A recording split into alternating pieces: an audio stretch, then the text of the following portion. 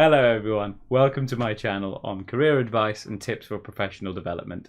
Hit the subscribe button to stay up to date with similar videos. For now, enjoy this video on career advice for PhDs after academia. All right. Hello, everyone. Welcome to PhDone.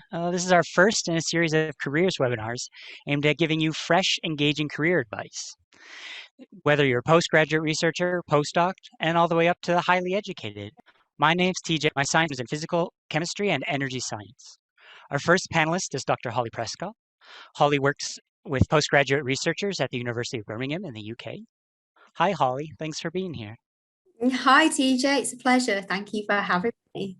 Yeah, we'll hear from you soon about your experiences helping humanities PhDs in their careers transitions. But we're also joined by Dr. Fawzi Abou-Chahine.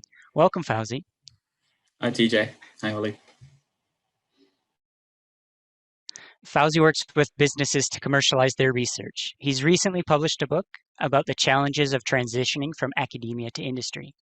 And we'll be hearing more later about his experience of traversing joblessness.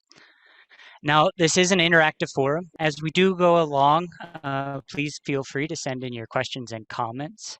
Dr. Holly Prescott, you worked for 4 years in student recruitment prior to your current role, and this transition from student recruitment to careers advising has helped you build, I imagine, a perspective of how PhD students transition out of academia.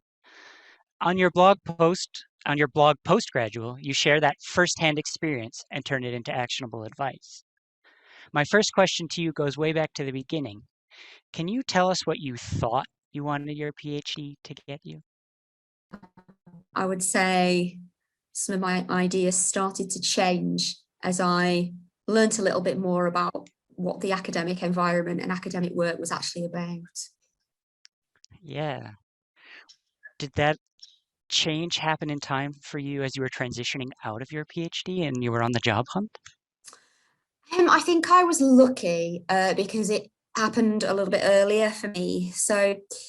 And I think this is my first point of advice to anyone out there who's still going through the PhD. So in my second year, I started to kind of check in with myself every so often and ask myself the question, okay, Holly, well, if you were going to turn this PhD into your ideal job, what bits of it would you keep? What bits would you like to add to it? And what bits would you like to lose? And I realized that I was finding academic research in the humanities really quite isolating, spending a lot of time on my own in libraries, reading books, and I kind of craved contact with other people and something that was a bit more people facing. And I knew I wanted to add that to whatever it was I did in the future. So I started to test some things out, just little things. I helped one of my friends organize a postgraduate open day. And that ended up being what I call my easy out at the end of the PhD. I used that experience that I ended up getting quite a bit of to move into student recruitment. I did a spot of volunteering here and there. And what I realized I did, this is only really looking back now, but what I realized I did for myself by dipping my toe into those other things was I widened my possibility to visualize what my future could look like. So I wasn't just restricted to knowing what research looked like or teaching looked like. I could actually see what professional services in higher education might look like, what in an educational role in a museum might look like, because those were the things that I tried out. And I think that really helped give me hope that there was other stuff out there. And like I say, it helped me to be able to envision my future self doing something other than just the traditional academic role. I'd say that's how it happened for me. And I wonder if you can talk to us about where that idea came from. Did you have like a particularly strong mentor or something who helped you challenge those ideas? It's a really good point, TJ. I think I'm gonna get a little bit personal now. That's what we're here to do, isn't it? The first time I went to university, I actually dropped out. Uh-huh. It wasn't something that I was ever expecting to do. All of my friends expected that I would go to university, love it. And I went to a very highly selective university in the UK, and I just didn't get on with it very well, and it wasn't what I was expecting. And I think I learned from that experience, it was like, not just to ask myself why this feels wrong, that this feels wrong, but why does it feel wrong? From quite a young age, from being 18, that gave me the kind of powers of reflection to ask, if something doesn't feel right for me, why is that? And also to not be afraid to admit when something is wrong, and kind of to address that. So I think these questions I ask myself about what would I keep, what would I lose, what would I add, comes from that, really, of actually having an experience that felt like failure, but was really a way to learn how to reflect on why things go wrong, and how to build on that. But there's a post on my blog where you can read about the keep, lose, add approach, if you want to adopt it to your own thinking as well. Yeah, that's really deep. Thanks, Holly. What can you shift that maybe from that experience into some tips you could give PhDs to overcome some of those barriers you faced yourself? Yeah, sure. I mean, I say I was lucky, and I prepped to leave academia almost by gathering those other little bits of experience, but it was still by no means an easy transition for me. So my first tip for people would be to really try to think about things from your prospective employer's point of view. It's very easy when you're going into non-academic applications and interviews to default into your mode that you're most comfortable with, which might be your academic mode.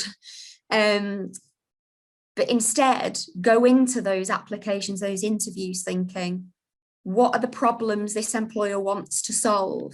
And how can I present myself as the solution to those problems? I really struggled with that. You can read on my blog about how I went into this interview for an equality and diversity role and ended up talking about Pierre Bourdieu's theory of habitus, and it just didn't connect at all. But I would say really think about that, and thinking about your audience, but also think beyond your discipline as well. And think about what else you have as part of your package. So have you got skills in using particular technical equipment? Have you explained things to non-experts? What do people come to you for? That's another interesting one. What do your friends come to you for? What do people seek you out for? And those things can give you clues as to how you can add value in the professional world. So don't think that you're limited to your discipline. Think about that wider package as well. Yeah. Thanks, Holly. We've got some questions coming through in the question and answer panels, so we'll get those up to Fawzi and Holly soon. But right now, let's give Fawzi a chance here to talk to us. Fawzi, you're a communications coach where you help businesses promote their transition, their innovation, and by training researchers on how to further their careers. You got your PhD in chemistry from the University of Bristol, postdoced in Finland, and have worked in commercial settings since 2016. And now you've just published a book titled A Job Seeker's Diary. And in it, you talk about the challenges facing PhDs transitioning from academia, including handling unemployment and the mental health impacts of job seeking. Now, I started out with Holly about asking her certain intentions she had when she was starting off her PhD and what she thought it would bring her. Did you experience a similar evolution perspective? I think the thing that really resonated from Holly is that your questions were getting personal, and that's the whole point of this. When I was finishing my PhD, there was no one talking about career routes other than those which are academic, and there is a sense that if you go any other routes, then perhaps you've not succeeded or you can't. But that's not true at all. I think for me, apologies, my internet's a bit dodgy. For me, I was able to find a postdoc, and I had a successful academic career, but I began to get Fawzi, I'm getting some breakup on my side. Yeah, in the meantime, Yeah. TJ, I can just say that Craig asked a question Yeah. about, well, it's a Uh-huh. comment rather than Yep. a question. And Craig, you mentioned that you did human geography. So my PhD was a mixture of literature and cultural geography. And Craig, if that was your case and you enjoyed teaching, then you might want to have a look at the blog post that I'm just going to pop in the chat. There's some creative ways to ask yourself, well, what is it about teaching that you enjoy? What is it? Is it that you like imparting information to other people? Is it that you like being an expert in something? Really ask yourself, what is it about that you enjoy? And think about how could that map over to different roles? And the post I've just popped in the chat box, specific towards the end, talks about that in terms of teaching. So it could give you some ideas.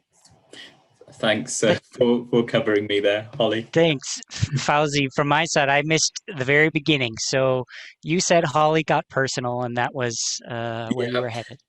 What I was going to say was there weren't that kind of open conversations around the time I finished. I think they're beginning to be more common now, but I didn't know what was available. I think I spent a lot of time thinking, I don't know what I can do. And later on, I was interested in left, right, and centre. Now I realise that I felt I could go in any direction because I could actually go in any direction. And I understand that I had several skills that would make me capable. For example, strengths in communication and confidence to talk about complicated scientific ideas meant that I could go into scientific sales or recruitment of technical people, or writing in journalism. Very, very different career paths, but relying on core strengths. I think that touches on what Holly was saying. But there wasn't any of that guidance. So actually I ended up unemployed for a while I tried to figure out what to do. But eventually I recognized actually there is no shame in moving on to industry. And then when I realized that, actually, things began to fall into place. So much like Holly, you have sort of an arc of maybe not a direction, but a series of mental perspective changes. Like spending some time to find your way. What are some of those challenges that you resonated with? That you resonate with now when you work with people who are coming out of their PhDs that strike you the strongest? Almost certainly confidence issues, that you're not good enough, which is really ironic given the level of technical knowledge generally, but also years of operating at such a high level amid other high performing people sometimes requires a recalibration of what is considered common ability, and I think that can sometimes give you a very skewed perspective of what you can actually achieve. And one of the, actually I was talking about this morning, what you can do is if you write down what you have been doing as a sort of regular event, perhaps in 6-month stages, not only is that a good record for your future CV, but it allows you to look at it objectively, what you have actually done in real time, and you can use yourself as a good baseline to measure how you've grown, rather than compare yourself with someone else, which isn't a very fair test. Comparing yourself from where you started, say at the start of your PhD, towards the end, and in those 3 or 4 years, you will have learnt about your field, but also grown emotionally, and perhaps picked up the guitar, played football, or whatever it is. Those are lots of other skills you've done beside that, which you can then go into perhaps that as a career opportunity. Did you turn this skill of writing down and reflecting into your book? Was that a sequential development for you? Funnily enough, someone did say that I applied a very academic approach to documenting where I'd gone wrong. So I was, to be honest, sick and tired of just receiving rejection letters after rejection letters. So and part of the reason I wasn't so successful at first was because I just thought, well, I obviously know what I'm doing because I'm a PhD, and that is unfortunately very wrong attitude to have. So then when I started to look at alternative approaches, that's when I started to be a bit more successful. And by documenting that, I was able to then turn them into some notes, and then put them together as a book, which is now published. But I think for me, it started just to try and ground myself into working out what was going on. The curiosity of a researcher, I suppose. Sure. Thanks, Fawzi, and thanks, Holly, as well, for these introductions. We've got questions through in chat, so I think we'll flip it over to answering questions from the audience. I'm going to start, Holly. I'm going to send a question to you from Nikita. Nikita writes, what advice would you specifically divert towards international students seeking a job? Yeah, it's a super question, Nikita. Obviously, it depends on what country you're based in, and it depends on what you're aiming for. Are you aiming to stay in that country? Are you going to need a visa, etc.? So the first thing that I would always advise you is to make sure you keep fresh and up to date with visa information. So for example, if you're an international student and you're in the UK at the moment and you want to work in the UK, our visa system just changed. So make sure you keep up to date and you're always working with the most relevant information. So if you are in this country and that's what you're aiming at, then UK Visa, I'll just type it in the chat, is the best place for you to keep up to date on that. And then also what I would say is, if you are an international student and you want to work in a particular sector or a particular country, then really build a network of people who've done similar things. So for example, if you're an international student and you want to work in the UK after you've graduated, connect with people, other former international students who've done that, and ask them, how did they do it? How did they make that transition? And then thirdly, I would also say, consider in your job hunt opportunities that could use your international background as an advantage, and to think about it as an advantage rather than a stumbling block. So for example, any opportunities with a multinational company that want to break into new markets, and you, because of your international background, might have more ability and more understanding of the culture in that new market than they do.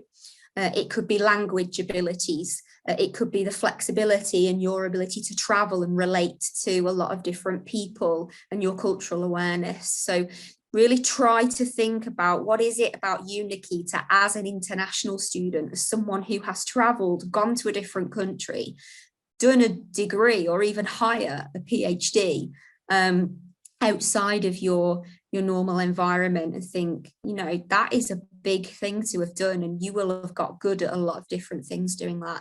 So I would say, I'm trying to give you a positive outlook there, and think about the opportunities where you have the chance to frame your international experience as something that really adds value.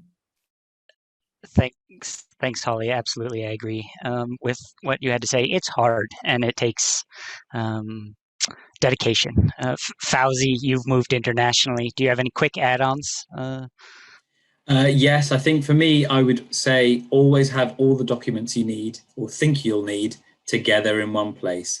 Government departments don't talk to each other. So you'll go to Office 1 and they'll say, no, you need to go to Office 2. You go to Office 2. I think most of the time it's online now, which is good. And some countries are a bit behind the curve though. So paper format is still used heavily. Copies of things and the original. Don't give them an opportunity to tell you to go back and come again later. Yeah, absolutely. And we'll move on, but I will add that all of us have moved internationally at some point in our life for for what we do now. Fawzi, I'm going to send this question to you from an anonymous attendee. So often I hear, quote, "You can use your PhD to get so many different jobs. Just reformulate your experience into skills that fit the job." End quote. And I truly believe I did gain so much valuable experience and skills to do a variety of careers. But as I'm on the job market for jobs outside of academia, I'm continually rejected for, quote, "not having enough experience," end quote. That seems spot on with what we're talking about here. Can you help out our anonymous attendee? Yeah, it's almost like I wrote that. You didn't, I don't think. No, I certainly was thinking that Yeah. ages ago. It's really tough. I think this isn't just a conversation that PhDs are having. You'll often see entry-level jobs that require 3+ years of experience. I think what I've realized is that sometimes PhDs are presented as studying, when actually you can present them as work experience, and a lot of European places do reflect that.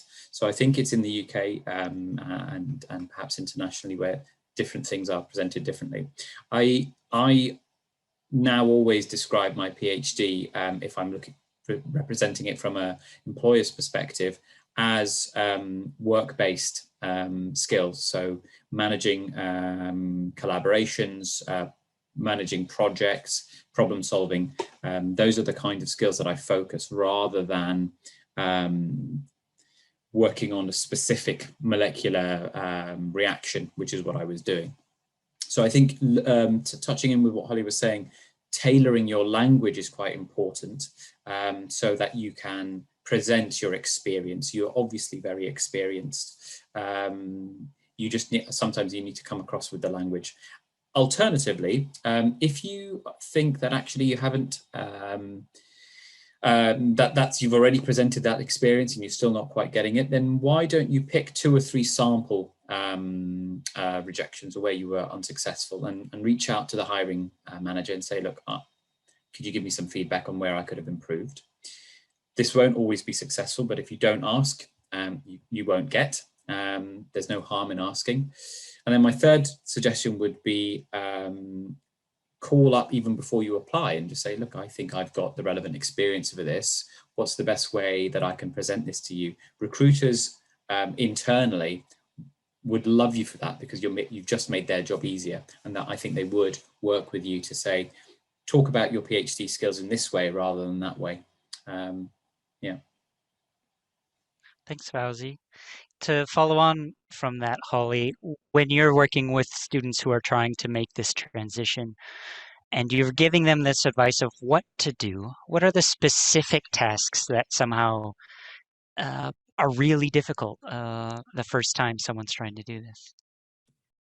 Sorry, TG, the difficulties in what was that? Sorry. Fawzi gave us some advice of what to do. I'm asking of some examples of ones that are actually really challenging to do that you see PhD students struggling with a lot.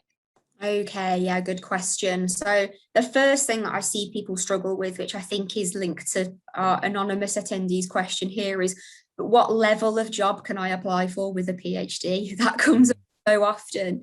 And I think, I don't know whether, our attendee who asked this question, do you sometimes feel like you're overqualified for graduate jobs, but underexperienced for experienced higher jobs? Yeah, that is constant catch-22 that I see PhDs face.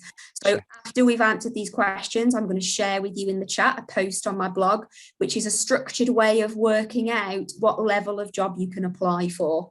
But what I would really say to you as well is, I think the most difficult bit of this is that people get stuck in their own heads, approaching the non-academic job hunt still with the things that they want to tell an employer about themselves being very based in their academic experience. And this is linked to the other question that I've seen in the chat as well about your PhD topic not being popular amongst employers. Well, if the PhD topic isn't popular amongst employers, what do you have that is, right? And tap into that, because I think, so that first question about being refused because you don't have the right experience, let's reframe it and think, A job hunt isn't about showing an employer that you have the experience. A job hunt is about showing the employer that you can solve their problems. So what do you have? How can you present a case of saying, okay, well, I might not have 2 years paid publishing experience, but in my PhD, on the side of everything else I had to do, I collaborated with my supervisor to edit a special edition of a journal, and I learned X, Y, and Z, right? So that's not paid work in the publishing industry, but it's something that you did off your own bat that can help you to show similar skills. So what I would say is really try to tap into what does the employer need? And that's why I think part of the non-academic job hunt, before you can sell your skills and know how to do that, you need to know what their needs are. And I think that's where the most of your work needs to go. Because once you've understood their needs, then you can go about how you talk about yourself to fit that. And if you can present a strong case that you can solve their problems or meet their needs, it's much more difficult for them to refuse you just because you haven't got 3 to 5 years paid experience in what they're asking for. So talk to people who are working in the field already, talk to employers at online events and fora like this. Yeah. And also, I would say there's a gang of you here in this virtual room with us this evening, morning, wherever in the world you are, who are all doing non-academic job hunts at the moment. Connect with each other, support each other, and learn from each other. Thanks, Holly. Fawzi, quickly, you work in science. Have you run across a person who has come out of humanities and now you work with regularly in the science fields? Yes, absolutely. I mean, one of the jobs that I've recently left required someone who can understand very broad fields. So I've actually got colleagues who graduated from physics, writing about biological, but also more creative arts topics and reports, so outside of their field. And I've got colleagues the other way around, so with graduated from philosophy but working on engineering and projects. That just demonstrates that you have the capability to learn the technical elements even though you don't have it. So it's about presenting that you have that capacity and capability. I'd also just touch on I know we're running close to time, but in terms of experience, sometimes you can use the level of research and that you've studied in your PhD to enter relatively middle management roles, because they go hand in hand. So for example, if you've spent 5 years doing PhD research on quality assessment of plastics manufacturing, you can enter that relatively high level. But if you're going to a very different field, then unfortunately you will have to most of the time start at entry-level roles. But that shouldn't be too bad, because number one, that's true of anyone, regardless of whether you've just finished a PhD. You could be, relatively senior manager in a different industry, but as soon as you transition, you'll need to learn legislation or regulations, things like that. But you should be in a position where you can excel in your promotion, for example, or pick up to speed really quickly, because you've had so many years of experience. And that's something that you can discuss in your interview, perhaps, if you would be on a faster path. But I think going in with realistic expectations makes you come across like you understand the reality of the situation. I've fallen foul of that, definitely. Yeah. Great. Thanks, Fawzi. Thanks, Holly. That's actually all the time we have today for live questions. As we come to the end of our session, I'd like to just thank you again for joining us for our first PhDone session on the topic of beyond academia. With the overwhelming support that you've shown us, we'll be running this as a series of careers webinars on topics that you've mentioned are important to you. Soon up, we'll talk with you about mental health, job application tips, and perhaps even a return to today's subject of beyond academia. From today's session, let me just say that one theme I've noticed from both Dr. Prescott and Dr. Abou-Chahine is that We all often get stuck inside our own heads. So find some people, usually, to help you get out of being stuck in your own head.